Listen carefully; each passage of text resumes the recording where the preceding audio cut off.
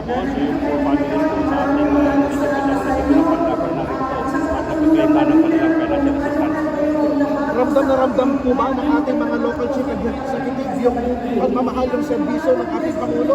Yes, tama yun. Ramdam na ramdam ng mga local chief executive sa kabuuan ng Maguindanao del Sur ang isang bagong Pilipinas sa pangunguna ng ating presidente dahil ito nga yung kauna-unahan na nagbigay ng ganitong kalaking tulong ang ating presidente. Ngayon na nagdeklara ng state of calamity ang Maguindanao del Sur. Gano'n kalala ang epekto ng ininyo sa Pandag po? Ay, sa munisipyo ng Pandag, kahit yung ilog namin halos wala nang tubig. No?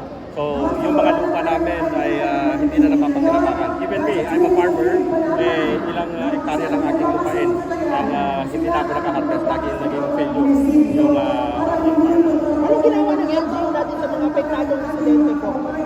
bibigyan lang tayo ng tulong, pero mga temporary solutions lamang yun.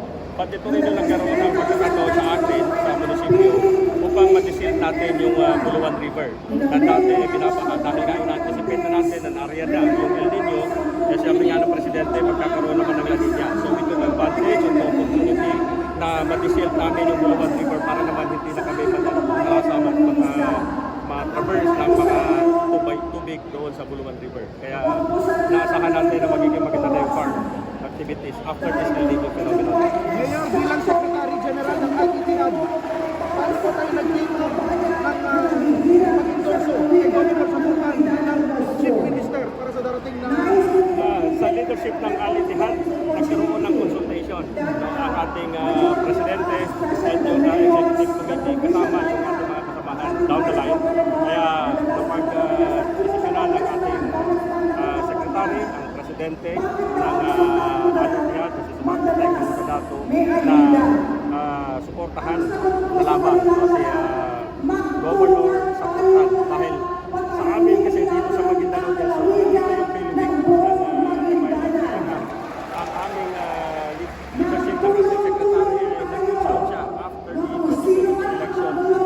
Sa tagal ng panahon na gusto namin magkaayos kami ng MILF farm leadership.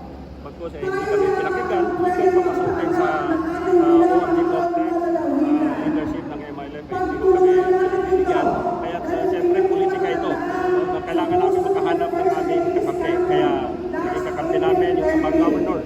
Governor Alitan Adjong, si Governor, kasama si Congressman Mudi Mataman ng probinsya ng Basilan. Kaya nag-consolidate yung mga malalaking pamilya sa rehiyon at ang mga incumbent governor. Kaya leadership ng Al-Ittihad ay tuloy-tuloy at ang suporta dito sa PGC or sa Park Tolido. Thank you very much.